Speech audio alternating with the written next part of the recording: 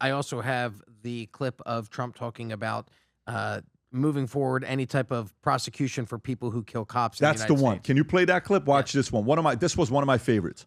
Go for it. I've already signed an executive order requiring a mandatory death penalty for anyone who murders a police officer. And tonight I'm asking Congress to pass that policy into permanent law. When I saw this, I'm like, good for you. What's happened with people wanting to be cops? They don't want to be cops. Nope. Why do you not want to be a cop? I don't feel safe on the street. Yep.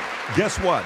Go kill a cop and see what happens. Wow. Go ahead and do it and see what happens. Death penalty. Can you imagine what that is? Mandatory. Yeah, mandatory death penalty to do something like that. That's wild. I missed that. That's freaking to me, fantastic. by the way, wild. that was at top 3 on my list when I saw that. I said, great, because Democrats want cops. Andrew Cuomo goes on Stephen A. and says what? Andrew Cuomo, who's a former mayor of New York, what does he tell him? He says, governor. The former governor of New York. He's Now running for mayor now. yes. Yeah. He says, what does he say? He says he's against defund the police. Where's the story? Andrew Cuomo blasts defund the police during Stephen A. interview, despite once calling movement legitimate. He's realizing it didn't work. Yeah. Is this it, Rob? Yes. Go ahead and play the clip. Go for it. There's been a shift in philosophy here in New York City and other cities. But you've had this move starting in about 2020, an anti-police movement, right? Cut the funding for the police. Police are bad. We have thousands fewer police today than we had. That has consequences. You cut the police, don't be surprised when crime goes up. You cut the police, don't be surprised when people are afraid to go into the subways because of the rate of crime. We have a mentally ill homeless problem. People who are mentally ill, dangerously mentally ill to themselves and to others. Rob, can you pause it right there? So, by the way, this is a guy that do you have the clip of at one point him being supportive of BLM, Rob? I can find it. If you can find it. So, it's out there. Yeah. But you know what the point is, though? Here's the point. I'll come to you. The point is this. Even an Andrew Cuomo, who the mob came in, got rid of him on his own side. Yes. Because he wouldn't be locked in. And at one point, everybody thought this guy's going to run for president and be a president, right? Mm-hmm. And then you saw the old folks' homes and all that stuff that happened. Boom, and then they got rid of him, right? Now, Adams is going through a similar situation.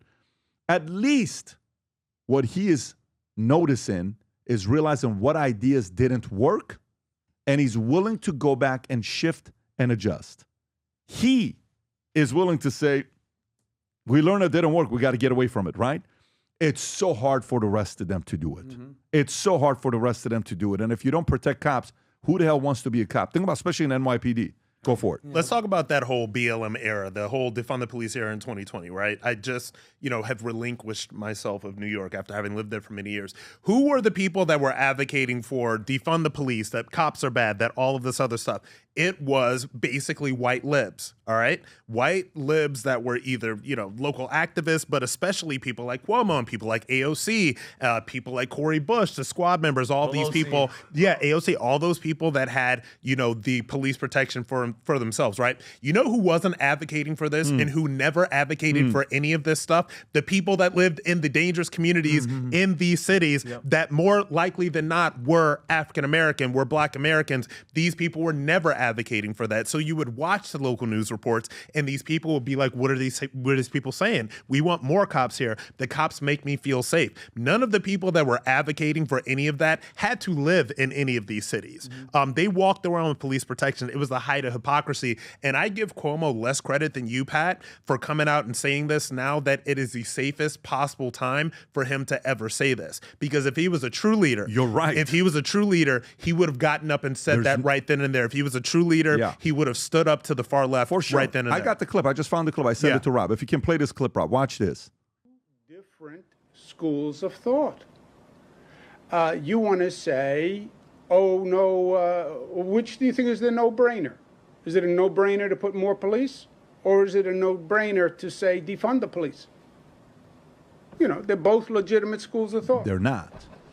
They're not. And we talked about it here on the podcast. That's not, right? But here's the part. What is he doing there? Do you really think he doesn't know having more police on the streets is safe? Do you not think he knows that? His father was a 3-term governor. He knows. Do you think he knows it, or do you think he's playing politics at the time? Playing politics. He's playing politics. They all are. Guess what he learned? It doesn't work. By the way, if the majority of Democrats, not the minority, the silent majority, if those guys don't make adjustments, by the way, how much, if he was sitting right here, what would I tell him? I called you out because you were playing politics. I would tell him that if he's on the podcast. But at least he realizes he has to go there. If he doesn't go there, it's done. If Democrats don't come out and go there, guess what? No problem. You know what happened after Lincoln had a two-term president? You know who was the president next?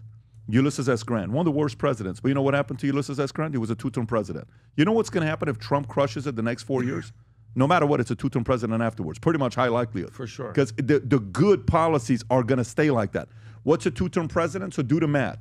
2028 at 8 years, 2036. Till 2036, it's going to be a Trump type of a president.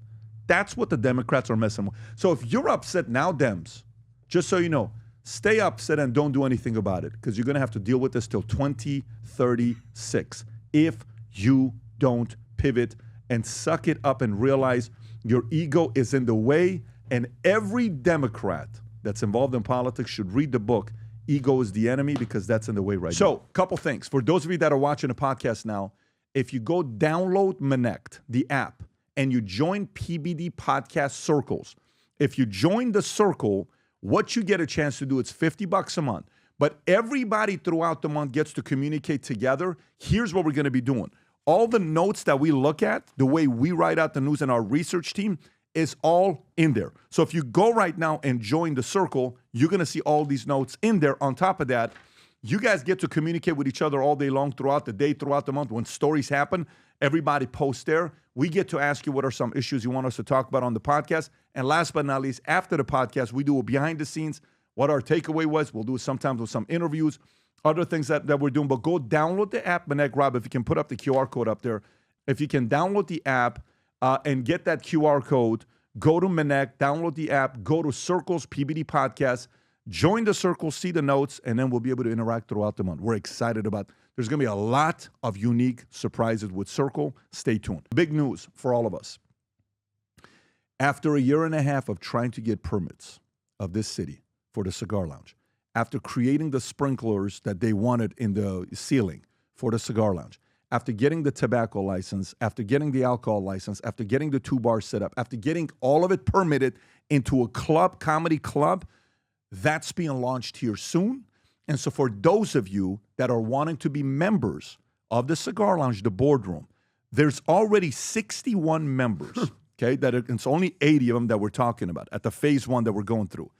And there's going to be an interesting guest showing up here soon to the cigar lounge, possibly for the grand opening. I can't tell you who that is, but there's a lot of speculation who that could be. You can figure it out, but it's only for those who are members of the club. So if you want to submit an application to be considered, I look at every single application that comes into my hand.